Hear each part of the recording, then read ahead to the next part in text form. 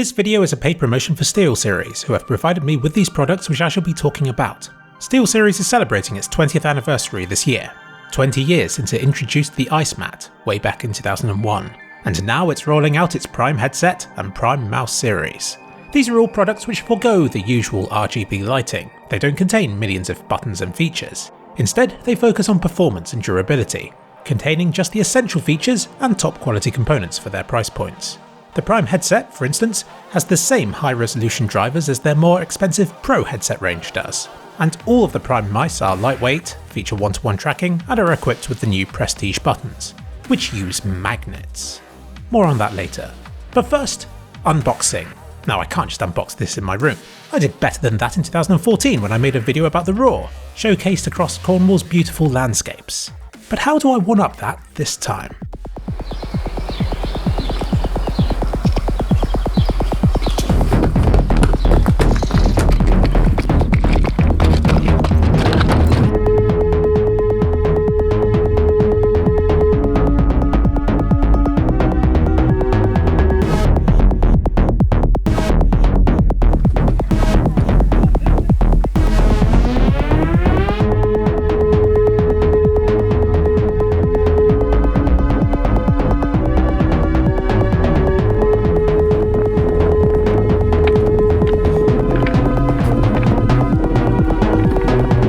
Steelseries Prime Wireless.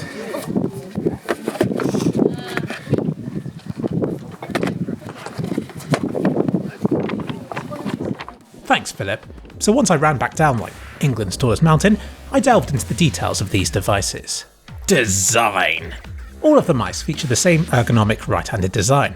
You can see from the back that the mouse slopes down quite significantly on the right-hand side. Steelseries says that this design has been optimised for finger and claw grip, which are the most common styles used among FPS players. All three mice have the same standard 5-button configuration, though underneath you'll find an extra button used to jump between different CPI sensitivities. There's no option to add weights to these mice, and they're all quite light, with the Prime being the lightest of the lot at just 69 grams. I got the same when I first tested it, but of course when I filmed it, it just had to be stubborn and it came out at 70. I guess my mouse has overeaten. 70 grams.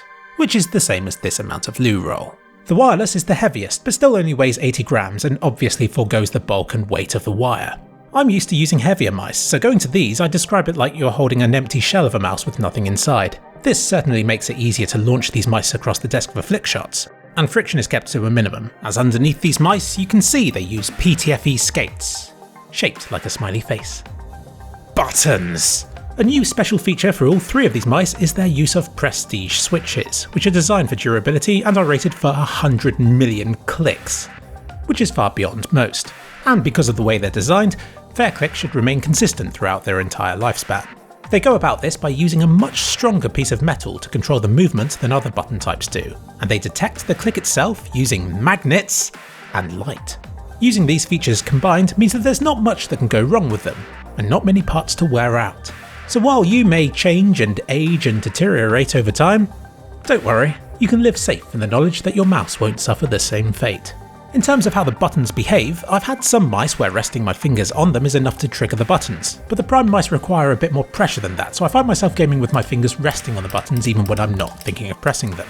The side buttons protrude slightly and are quite thin. You have enough space to put your thumb underneath them without touching them at all. And the scroll wheels all feel slightly different in use. The Prime's has the least resistance out of the three. It's very easy to scroll. The Prime Plus has a heavier feeling scroll wheel and a more solid sound to it. And I'd almost describe the Prime Wireless as being somewhere between the two. So I guess here it comes down to personal preference which one you'll prefer. As for the rest of the buttons, they all feel quite similar between the models. Here is how they all sound when pressed.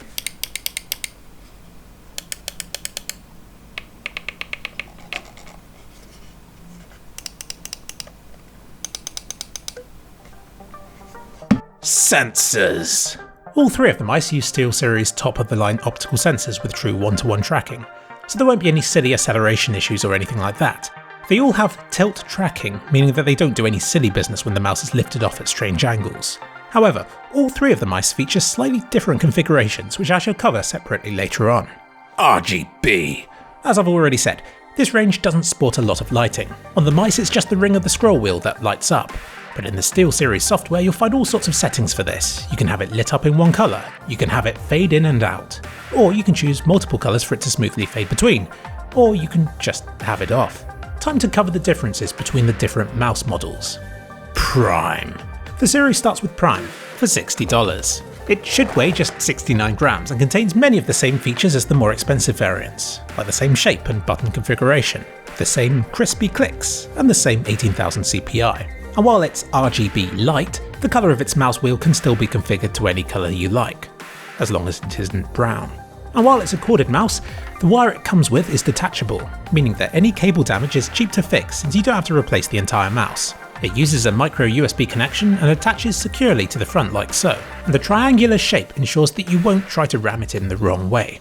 Now with these braided cables, the last thing you want for them to be is stiff. Here's the cable from my keyboard to demonstrate how horrible a stiff cable is. It doesn't really matter too much for a keyboard, but for something like a mouse that you're going to hurl about all over your desk, you want for it to have more give than this, so that it doesn't get in the way of your mouse movements. So I proudly present to you the Prime Mouse, going through my sophisticated wire waggle challenge. So yeah, it's softer than a lot of braided cables are. It's not going to impale you or anything like that, but it is still a cable. And if you want a different one, as long as it's micro USB and small enough to fit into this gap at the front, then you're good to go. Prime Plus. For $20 more you can get the Prime Plus, which weighs 71 grams. For these extra 2 grams of weight, you get a second sensor to monitor lift-off distance, which should minimise jitter as you're lifting off and putting the mouse down again. This can be configured down to as little as 0.25mm from the surface. And you can see it also comes with this little OLED display underneath. This serves numerous uses. Pressing the CPI button, it will tell you what it's been changed to. Or if you hold it down, then you reach a handy little options menu, which will allow you to change the polling rate, the scroll wheel colour and so on, which could be useful if you're using it on a computer without the Steelseries software installed, like if you're in a LAN or a tournament of some sort. But when you do have access to the Steelseries software, you can go further, customising the OLED screen to display whatever message you'd like it to. Prime Wireless.